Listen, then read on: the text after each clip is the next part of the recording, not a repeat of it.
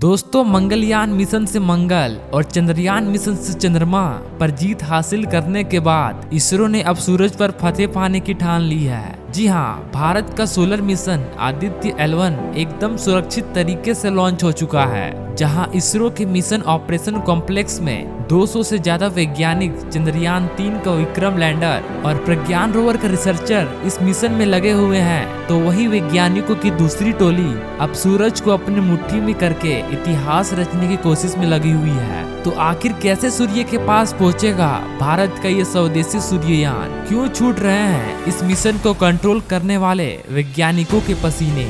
और क्या इसरो के इस स्पेस क्राफ्ट को निगल सकता है उबलता हुआ सूरज? जानने के लिए वीडियो को एंड तक बने रहिए। और अभी तक हमारे चैनल को सब्सक्राइब नहीं किए हैं दोस्तों, तो सब्सक्राइब और लाइक जरूर करना। दोस्तों, 23 अगस्त भारत के इसरो ने चांद की चंद्रयान 3 की सॉफ्ट लैंडिंग करवाई और अब भारत सूरज से भी अपनी नजरें मिलाने की पूरी तैयार हो चुका है, जहां इसरो के आदित्य L1 स्पेस क्राफ्ट पूरी तरह से सुरक्षित लॉन्च हो चुका है। इसरो टीम के द्वारा पहले इसे आंध्र प्रदेश लाया गया, जहां इसे श्री हरिकोटा सतीश धवन स्पेस सेंटर में इसरो के बाहुबली रॉकेट PSLV XL पर लोड किया गया था। फिर इसरो की टीम ने 2 दिन पहले ही इस खास मिशन को लॉन्चिंग का काउंटडाउन शुरू कर दिया था।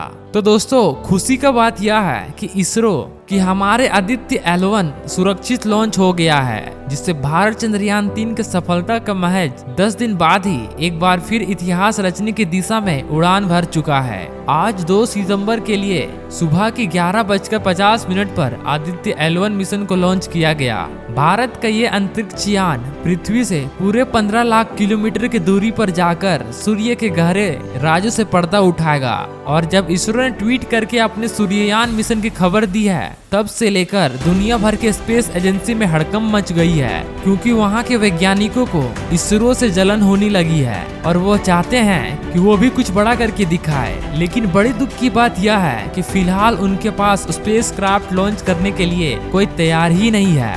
साथियों, आदित्य L1 की बात करें तो भारत की तरफ से सूरज की स्टडी करने के लिए भेजे जाने वाले पहला स्पेस मिशन और धरती के ऑर्बिटर से बाहर निकलने वाले 5वां मिशन है। इससे पहले चंद्रयान 1, मंगलयान, चंद्रयान 2 और चंद्रयान 3 जैसे मिशन को पृथ्वी की कक्षा से बाहर भेज चुका है, जिसमें से 3 मिशन सफल हुआ है। और सबसे खास बात, ये इन चारों मिशन के ऑर्बिटर मिशन तो सफल हुए ही थे, यानी सभी स्पेस क्राफ्ट के ऑर्बिटर अपनी कक्षा में सही सलामत पहुंच ही चुके थे। पर चंद्रयान 2 की लैंडिंग फेल हुई थी। इसका मतलब यह है कि ऑर्बिटर मिशन भारत का सक्सेस रेट पूरे 100% है। और आदित्य L1 भी एक ऑर्बिटर मिशन ही है, जो पृथ्वी से 15 लाख किलोमीटर दूर सूरज और पृथ्वी के बीच मौजूद लैग्रेंज पॉइंट 1 की हेलो ऑर्बिटर में चक्कर लगाते हुए सूरज की स्टडी करने वाला है। आपको बता दें कि आदित्य L1 को आंध्र प्रदेश में उड़ान भर के लैग्रेंज पॉइंट 1 तक पहुंचने में पूरे 109 दिन लगने वाले हैं।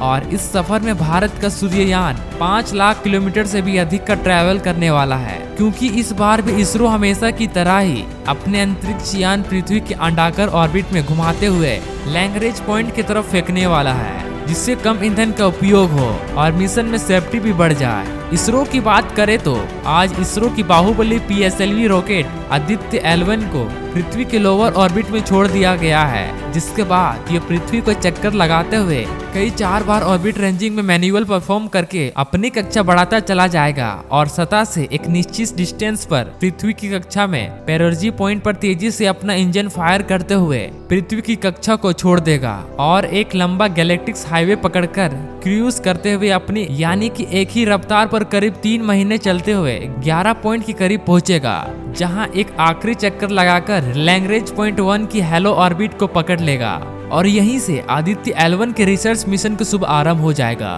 दोस्तों, हेलो ऑर्बिट में पहुंचने के बाद आदित्य L1 सोलर पैनल्स और एंटीना को खो देगा, जिसकी मदद से खुद का चार्ज करते हुए सूर्य की स्टडी करे और एंटीना के मदद से डेटा के डायरेक्ट शुरू की कमांड सेंटर पर भेज पाएगा, जिसके लिए ये अपने एक नहीं बल्कि 7 पेलोड ले जा रहे हैं। यानी अंतरिक्ष में ये इसरो का चलता फिरता रिसर्च सेंटर ही होगा, जो सौर मंडल के जन्मदाता सूर्य के ऐसे रहस्यों से पर्दा उठाएगा जो देख पूरी दुनिया में हड़कंप जाएगा। साथियों, हमेशा से इसरो अपने स्पेस मिशन स्वदेशी नाम रखते हुए आया है, जैसा कि चंद्रयान और मंगलयान। ठीक उसी तरह से इस मिशन का नाम भी आदित्य L1 है, लेकिन ये इसलिए रखा गया है क्योंकि संस्कृत में आदित्य का मतलब होता है सूर्य और L1 यानी कि लैंग्वेज पॉइंट। लेकिन ये गर्व की बात यह है कि ये नाम जितना स्वदेशी है ये खुद भी उतना ही ज्यादा स्वदेशी है। यानी कि आदित्य L1 इसरो ने पूरी तरह से इंडिया में ही डेवलप किया है। इसे बनाने में इसरो के पूरे 16 साल का समय लग चुका है। जी हाँ, सिर्फ आदित्य पर